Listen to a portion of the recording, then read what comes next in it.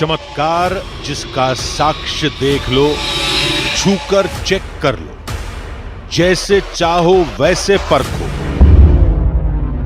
और विश्वास हो जाए तो फिर आ जाना, शामिल हो जाना भक्तों की इस भीड़ में, खो जाना इस उल्लास में, जयकारों में, इस पुकार में, मां के इस अद्भुत, अनोखे और चमत्कारी संसार में। क्योंकि जब पट खुलेगा तब दिखेगा मां कामाख्या का रहस्य लोक।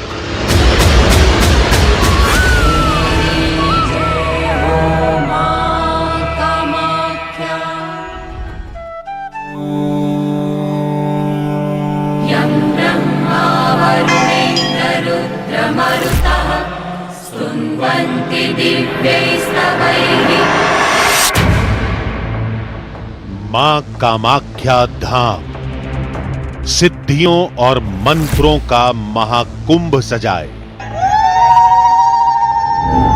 तंत्र सिद्धि के नगर में बसा शक्तिपीठों में महापीठ, मां कामाख्या का घर। इसका दिन तपस्वियों की तपोभूमि है और रात तांत्रिकों का तिलिस्म, जहां मंत्रों की माला पर आस्था आहुति देती है और फिर मां कामाख्या हर जाप, हर सिद्धि और हर मनोकामना को पूरा कर देती है। जितना सिद्ध ये पूरा स्थान है, उतना ही बड़ा है यहां से जुड़ा रहस्य। तंत्र की गोद में बसा है मां आदि शक्ति का ये महापीठ, जो रहस्यों से भरा हुआ है। नमस्कार, मैं हूं आशिका सिंह और आप देख रहे हैं आधी हकीकत आधा फसाना। आज कहानी कामाख्या के उस नीलांचल पर्वत की, जिसकी कहानी उससे भी ज्यादा बड़ी है, उससे जुड़ी हुई कई कथाएं हैं, जिसके बारे में हम आपको बताएंगे। मां कामाख्या का धाम कब और कैसे बना, इससे जुड़ी एक पौराणिक कहानी है। कथा के मुताबिक माता सती के पिता राजा दक्ष ने यज्ञ किया था। दक्ष ने यज्ञ में भगवान शिव को छोड़कर सभी देवी देवताओं को बुलाया। सती को जब यह पता चला तो भगवान शिव के मना करने के बावजूद वो यज्ञ में चली गई।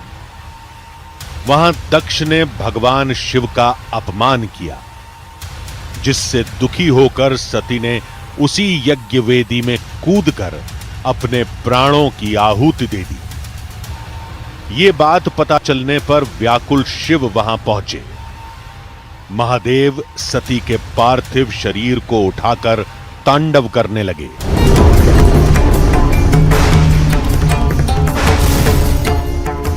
जिससे पूरी सृष्टि के अंत का खतरा उत्पन्न हो गया। तब श्रीहरि ने सुदर्शन चक्र से सती के शरीर के टुकड़े टुकड़े कर दिए। ये हिस्से 51 जगहों पर गिरे, जहां मां के शक्तिपीठ बने। मान्यता के मुताबिक कामाख्या में माता की योनि गिरी थी और इसीलिए वहां मां के रजस्वला होने की बात कही जाती है। मान्यता है कि अंबुबाची के दौरान ब्रह्मपुत्र का रंग बदल जाता है, मटमैला हो जाता है और यह नदी इस दौरान उफान पर होती है। एक और बात है, ब्रह्मपुत्र एकमात्र ऐसी नदी है जो कि नारी न होकर के बल्कि पुरुष के रूप में उसकी पूजा होती है। कुछ लोगों का यह भी दावा था कि रजस्वला होने से निकला रक्त बहकर ब्रह्मपुत्र में मिलता है, जिससे नदी के एक हिस्से का पानी 3 दिन तक लाल रहता है। यानी हमें एक नहीं बल्कि कई रहस्यों के सिरे तलाशने होंगे। जैसे 51 शक्तिपीठों में सिर्फ कामाख्या में ही मां रजस्वला क्यों होती हैं? ब्रह्मपुत्र का वो कौन सा हिस्सा है जहां मंदिर का गुप्त जल स्रोत आकर मिलता है, क्या वहां पानी लाल होता है? क्या वाकई मंदिर में रखा कपड़ा सफेद से लाल हो जाता है? क्या मंदिर से निकले कपड़े में रजस्वला होने के निशान मिलते हैं? क्या कपड़े से सुगंध भी आने लगती है? पूरे देश से तांत्रिक शमशान में क्या करने आते हैं? इन्हीं सवालों को साथ लिए हम मां कामाख्या के धाम पहुंच गए।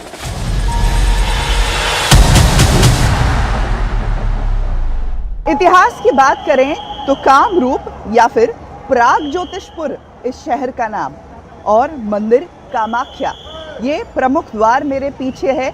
नीलांचल पर्वत पर जाने का ठीक इस पर्वत पर स्थित है कामाख्या मंदिर, जिसे तंत्र मंत्र से लेकर के भक्ति मार्गी हर विद्या हर विधा से यहाँ पर साधना करते हैं। आइए चलते हैं और देखते हैं अंबुवाची मेले का हर स्वरूप।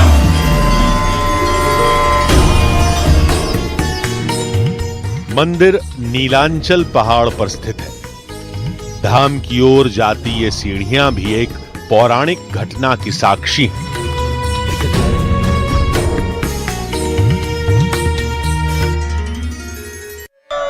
आखिर बंद क्यों है?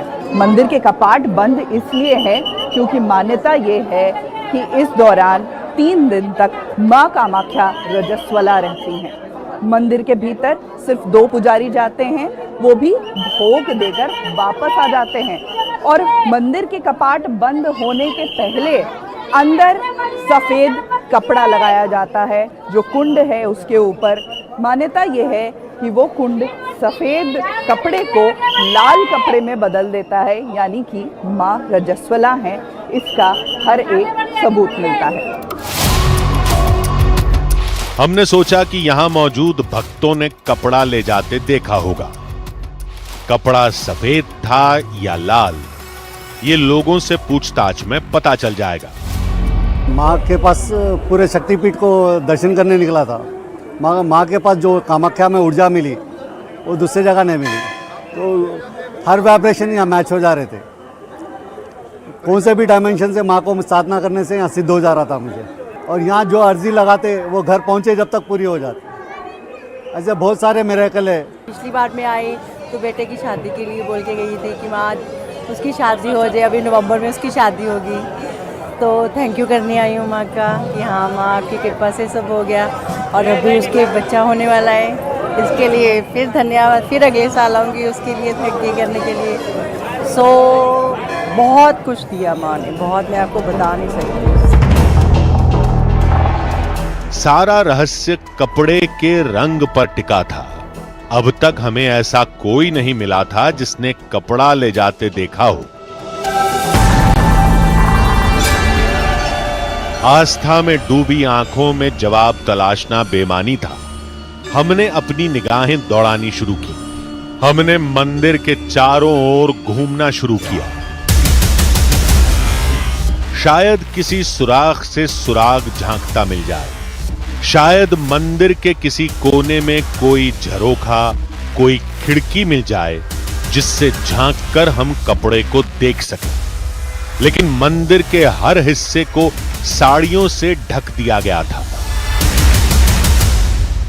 तंत्र सिद्धि के लिए सबसे महत्वपूर्ण होती हैं 10 महाविद्याएं।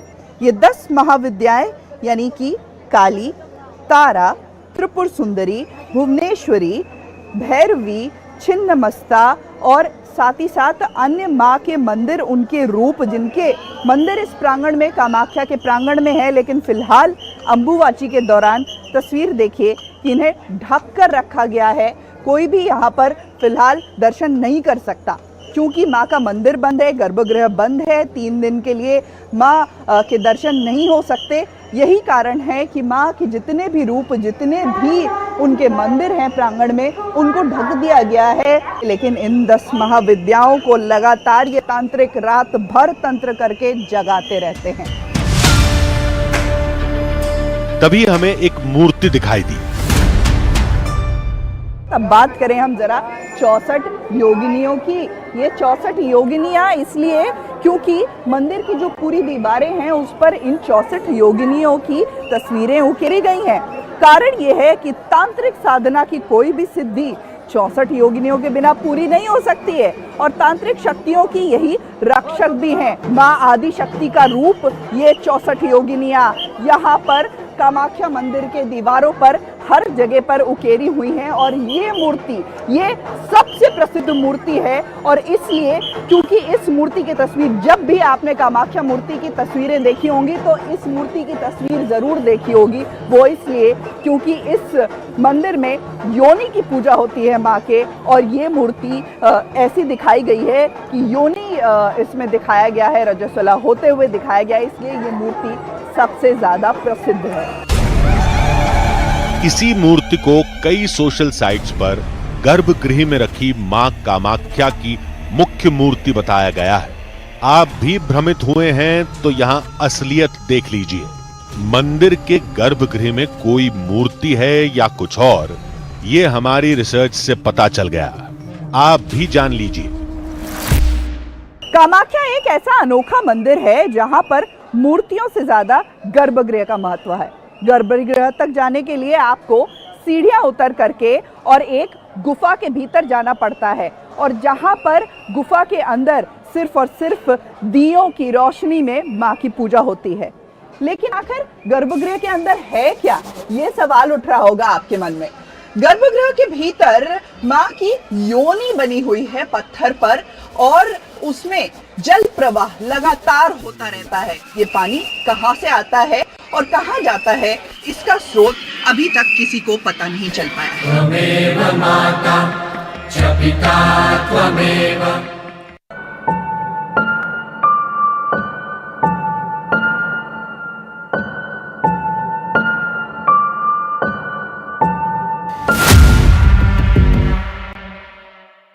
नीलांचल का हर कोना अंधेरे में गुम हो गया, और तब कामाख्या के शमशान में तंत्र जाग उठा।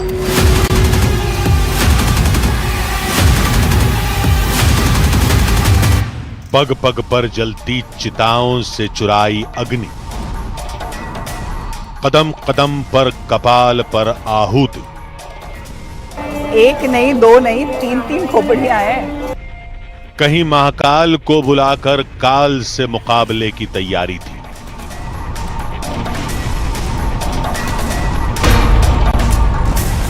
कहीं मंत्रों पर जागृत होते मसान दिखे।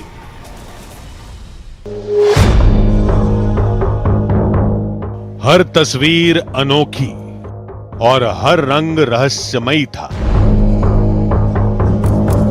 कामाख्या का शमशान दुनिया के 4 सबसे सिद्ध शमशानों में एक माना जाता है। आधी रात गुजरने के बाद तांत्रिक शमशान में क्या करते हैं, वो राज आज आप पहली बार टीवी पर देखेंगे।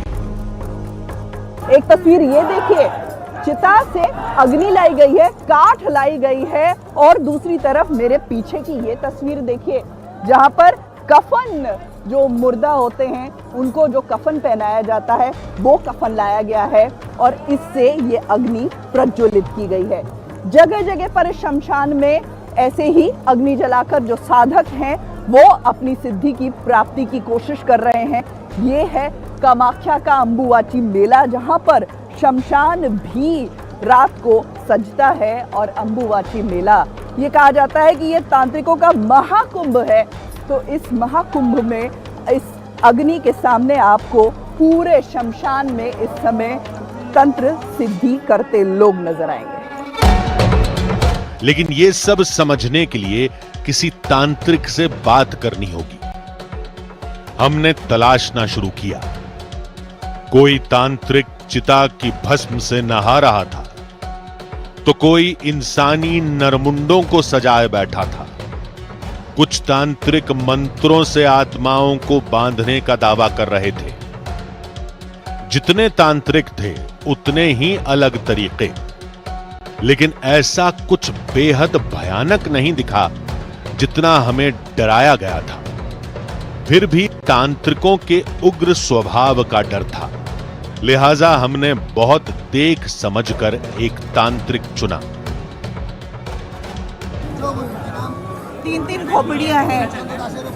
अघोर तंत्र की साधना शुरू हो चुकी है। जैसे जैसे रात हो रही है, पूरी दुनिया सो रही है, वैसे वैसे कामाख्या के शमशान जागते जा रहे हैं, जागृत हो रहे हैं। आइए चलिए जानते हैं कि हो क्या रहा है आखिर।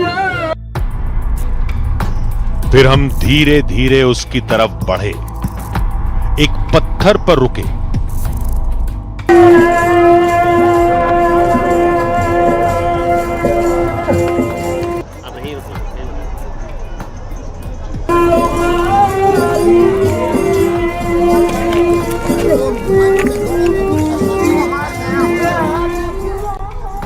फिर चारों तरफ घूमते हुए तांत्रिक के पास पहुंच गए।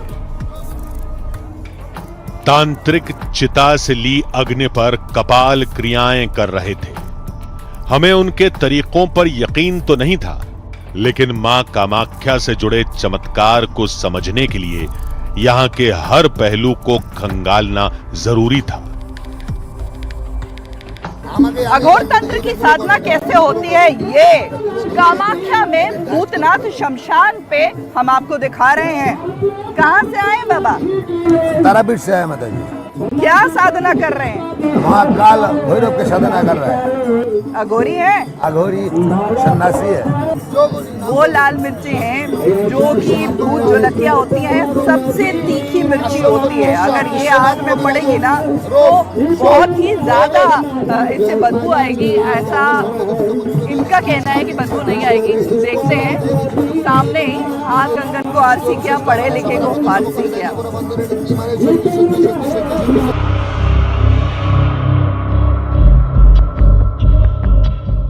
हमने वहां से भागने की पूरी तैयारी कर ली थी। थोड़ी देर तक देखा, लेकिन आंखों में रंच मात्र भी जलन नहीं हुई, न त्वचा पर जलन का एहसास हुआ। ये सबसे अहम मुलाकात थी। थोड़ी देर में हमारे सामने वो कपड़ा होगा जिससे मां कामाख्या को ढका गया था।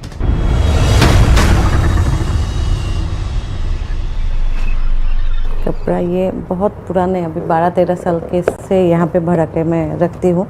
किसी को भी कोई प्रॉब्लम हो जाए ना तो ये अभी चूड़ी भी है, कपड़े भी है। ये अब देखिए, आप इसको देखेंगे, ये बहुत पुराने हैं, मेरे साथ है। और इसके वजह से मैं आज जो भी हूँ, जितना मेरे स्ट्रगल आए हैं लाइफ में, और जो भी युद्ध जिसको बोलते हैं, जो मैंने किया है सिर्फ माँ के वजह से। और ये कपड़ा जो है एक सिंबॉलिक है कि माँ मेरे पास है, मेरे साथ है हमेशा।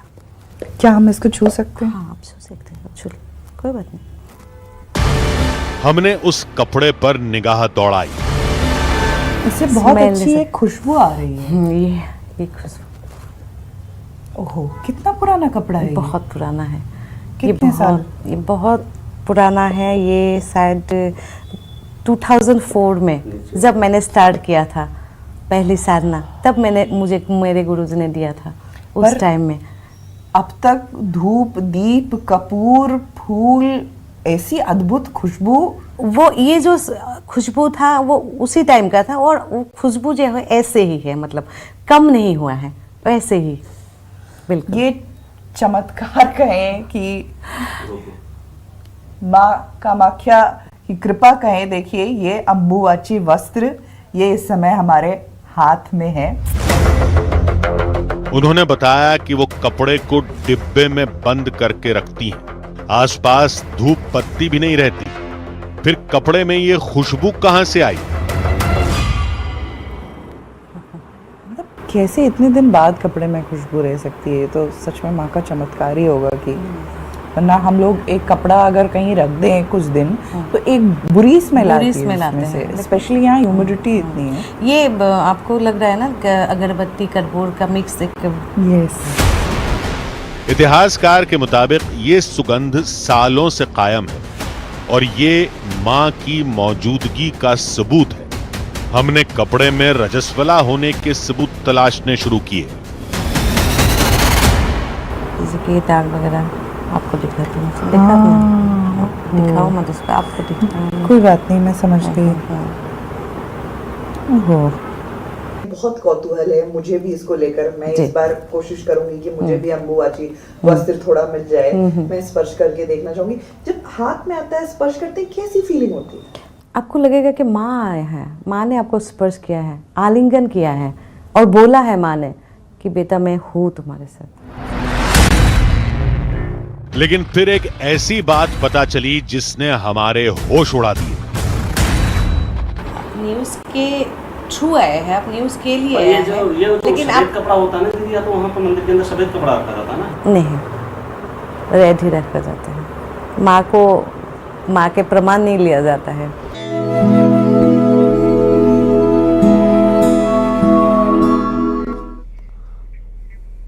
और चलिए कुछ और खबरें देखेंगे। अमेरिका और इजराइल